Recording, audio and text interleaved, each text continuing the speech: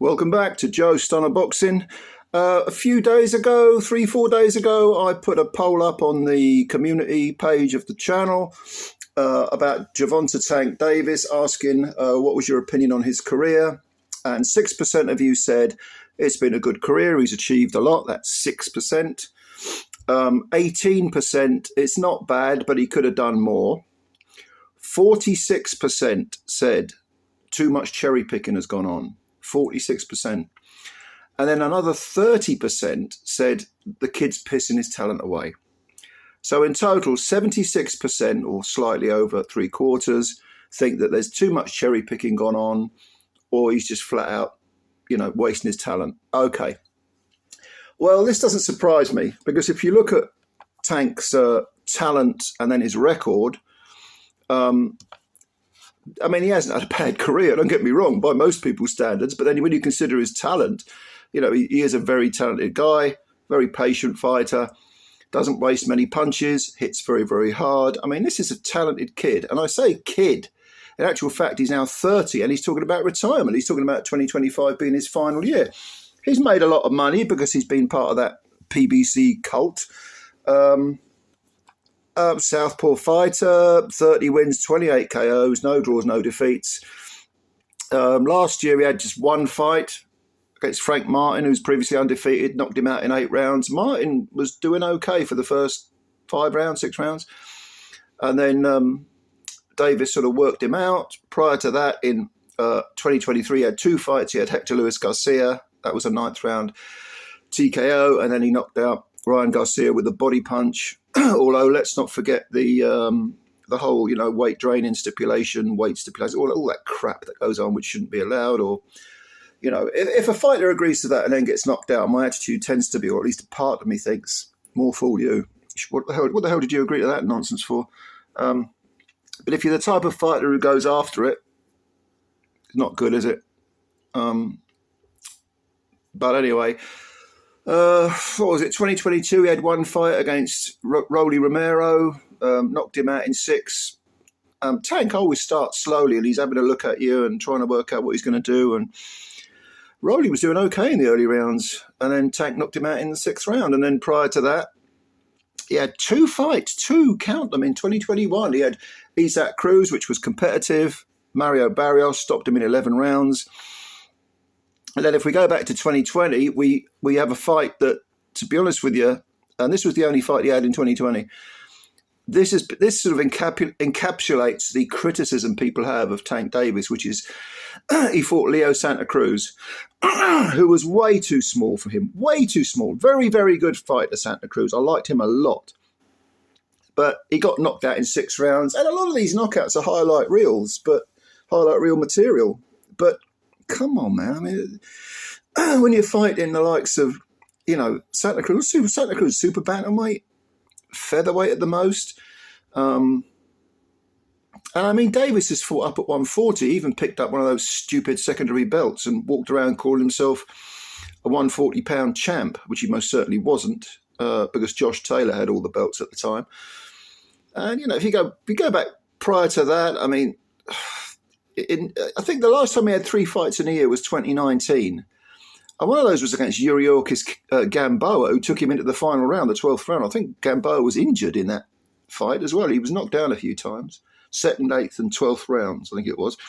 But, you just think that with Tank Davis, especially, lightweight, where's the Lomachenko fight? Devin Haney, maybe. Okay, he fought Ryan Garcia, but that was a weight drain Garcia down at lightweight. There were so many fights that against contemporaries that he could have had. Why did if he was calling himself a 140-pounder at some point, go after Josh Taylor, who had all the belts? Why not? Nah. I'm not impressed. I'm not impressed with the depth of the resume, even though he's a talented guy. Now, today he sent Naoya Inoue a message, a good luck message for his pending fight. And it was on, Twitter or X or whatever the hell they call it now. And he basically just wished him good luck. It was a one-liner, get rid of him. And you would think, that perhaps he would wish, the opponent, Yi Jun Kim, you would wish him luck because he's the one who needs it. Naoya Inoue don't need nothing. If Yi Jun Kim beats Naoya Inoue, he will have sprung one of the biggest upsets of the last 60, 70 years, easy. But Davis is wishing Inoue luck. Why? Because he wants to fight him. He wants to fight a guy who started his career at light flyweight. And at the moment, at the age of 31, is still only a super bantamweight. And this guy's walking around saying he's, the face of boxing. The completely stupid phrase anyway. And he wants to fight a super bantamweight, albeit a brilliant one. When he's a 135 pounder who's campaigned at 140. The only similarity between them is that I think they're similar heights because Tank's very short. Even Conor Benn's been berating Davis. And you'd think Davis would think Conor Benn, yeah, okay, there is a slight difference in size, not as big a difference as between Inoue and Davis, but Conor Benn is beatable. So you think Davis would think, yeah, go on, I'll smash you up, I don't mind. No, I find the whole thing kind of dumb. I mean, Kambosos had the belts for a brief time, didn't he? Teofimo Lopez was 140 pounder. Is he still a 140 pounder? Probably, but we'll see. There's an old saying, pick on someone your own size. Davis doesn't appear to have done this. And again, it's frustrating because A, he's got so much talent, but B, he fights so few times. It's like, waiting for Halley's Comet to come around again. So, yeah, I think he has underachieved. I mean, I agree with the people who, in the poll I did on the community page, I mean, I think 281 of you voted. I'm not saying that's a massive cross-section of people, of boxing fans. But I think if you added a zero onto that, or even 2 zeros, and did a poll of 28,000 people, you'd probably find that a lot of them kind of agree, or 2,800 people, you probably find that, again, most of them agree. I think it's frustrating. And this has been the case with so many fighters that have that PBC connection.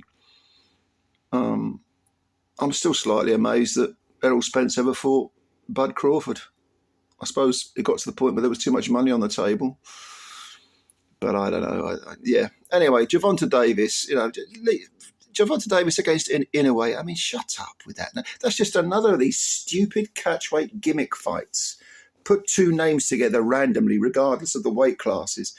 It's not a bullshit. This is 2025. It's not 1925, right? And it's certainly not 1885 or 1755. This is, weight divisions exist for a reason. The modern game, the way people are, the way their bodies are constructed, not always legally, of course, nutrition, training methods, bodybuilding methods, weight making methods. It's all so much different from 100 years ago that you can't have people, jumping up enormous amounts of weight, 2 or 3 modern weight divisions, and, unless they're cheating and, retaining their power and their stamina and so on. I mean, the only way you do that is the human body's not built like that. Unless you are literally cheating and using illegal substances, you're not going to do that, So, all right. Well, go on. Leave your comments below. You may agree or disagree. I'll give them a read. And as always, thank you very much for your time. Please subscribe to the channel if you're new, and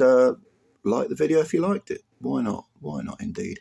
But don't forget, this Inoue fight is on tomorrow, which is Friday, the 24th of January. And it starts, if you're in the UK, it starts early. I think about 11 o'clock, roughly. The card probably starts about 9 a.m. because of the time difference in Japan. But go and have a look at it. I'm going to be watching it, I know that for a fact. Anyway, much love to all of you. Catch you later. Bye for now.